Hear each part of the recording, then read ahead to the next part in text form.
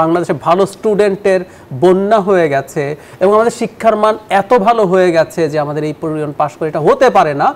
Lakh lakh student GPA 5 পায়। যে আন্দোলনের নেতৃত্ব দিল আমার ছাত্র বন্ধুরা, সেখান থেকে এত কথা দাবি আসছে, এই সংস্কার, এই বিচার সবগুলোই যৌক্তিক, কিন্তু এইটি আজ পর্যন্ত একটা শিক্ষা সংস্কার কমিশন হলো না। এটা আমি কাকে দোষ দেব? ভর্তি পরীক্ষায় 10% 9%-এর বেশি কেউ পাশ করে না। খুবই দুঃখজনক হতে পারে, কিন্তু আমি আমাদের সময়গুলোর কথাও যদি বলি, মানে বাংলাদেশে 80, 85, 90% পাশ করা স্টুডেন্ট, মানে বাংলাদেশে ভালো স্টুডেন্টের বন্যা হয়ে গেছে এবং আমাদের শিক্ষার মান এত ভালো হয়ে গেছে যে আমাদের এই পরিমাণ পাশ করে এটা হতে পারে না। লক্ষ লক্ষ স্টুডেন্ট জিপিএ 5 পায়, গোল্ডেন জিপিএ পায়। এবং আমরা আই অ্যাম জিপিএ 5 এসে বলতে আমরা শুনেছি। একটা স্বৈরাচারী সরকার করে কি জানেন? সব রকম শ্রেণীকে কোনো না কোনোভাবে খুশি রাখার চেষ্টা করে, কোনো না কোনোভাবে যাতে তার বিরুদ্ধে কোনো রকম কোনো প্রটেস্ট তৈরি না হয়। আমি ব্যক্তিগতভাবে মনে করি এবারও যে রেজাল্ট হয়েছে, আমি খুবই অপ্রিয় কথা বলছি, এবারও যে রেজাল্ট হচ্ছে এটাও আমি মনে করি না আমাদের ওভারঅল যে স্ট্যান্ডার্ড, কত পার্সেন্ট পাস করছে সেই স্ট্যান্ডার্ড তাই তো এটা না না না না কি কয় না, এবার অনেক কম। আরো কম, রাজশাহীতে 98 দেখলাম। না না সরি 89, 78 সম্ভবত। মানে কোন জায়গায় 70, কোন বোর্ডে 70%, বরিশালে সবচেয়ে কম, কিন্তু ঢাকাতে আমি যেটা এখনো রেজাল্ট এসছে আমি মনে করি এটাও আমাদের সঠিক রিফ্লেকশন না। এখন প্রশ্ন অন্য জায়গায়, আমরা শিক্ষাটা ঠিক করতে পারি নাই। আমরা তো আবার একই কথা, আপনি যখন যে স্টুডেন্টটা পাস করার যোগ্য না তাকে আপনি পাস করিয়ে কি অর্জন করেন? আমাদের মনে নাই দুটো পরীক্ষা জিপিএ 5 পাওয়ার পর ঢাকা ভার্সিটির যে ভর্তি পরীক্ষা হয় তাতে 5 নাম্বার পায় না, আমরা এই তৈরি করেছিলাম। সুতরাং আমি এই পেইনফুল সময়টার মধ্য দিয়ে আমাদের যেতে হবে বলে আমি মনে করি। স্যার আপনি যুক্ত করেন। আমি যাই বুঝছেন আর কি, শিক্ষা সংস্কার নিয়ে কিন্তু কিছু শুরু হয় না।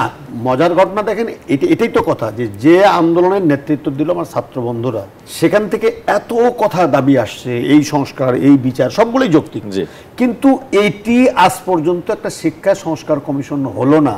এটা আমি কাকে দোষ দেব?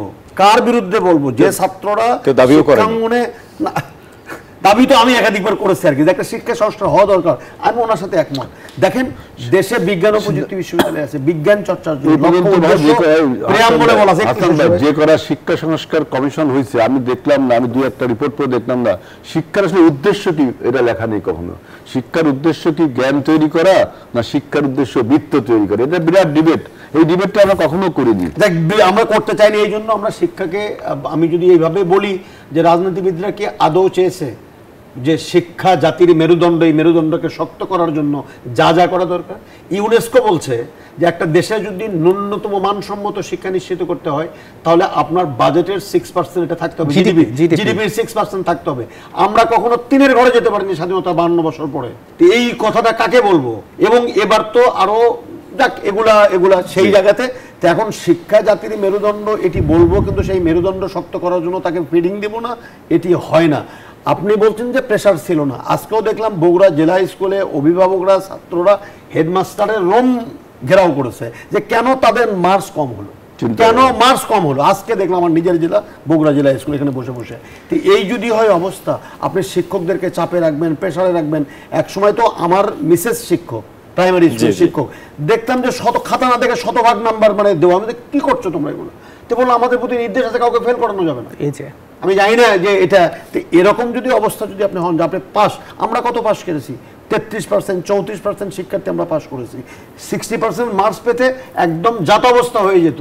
এখন বিশ্ববিদ্যালয়ে আমরা যখন ভর্তি পরীক্ষা নিই, এত জিপিএ, গোল্ডেন জিপিএ, কি সব নাম টাম দিয়েছে আর কি, ভর্তি পরীক্ষায় 10%, 9%-এর বেশি কেউ পাস করে না। ইংরেজিতে 10 মার্ক আমাদের আইবিএতে দেওয়া হয়, যে 10 মার্ক না হলে সে আইবিএতে এলিজেবল হবে না। এই 10 মার্কের 28,000 30,000 ক্যান্ডিডেটের মধ্যে 10 মার্কের 200 ক্যান্ডিডেট খুঁজে পাওয়া ডিফিকাল্ট হয়ে যায়।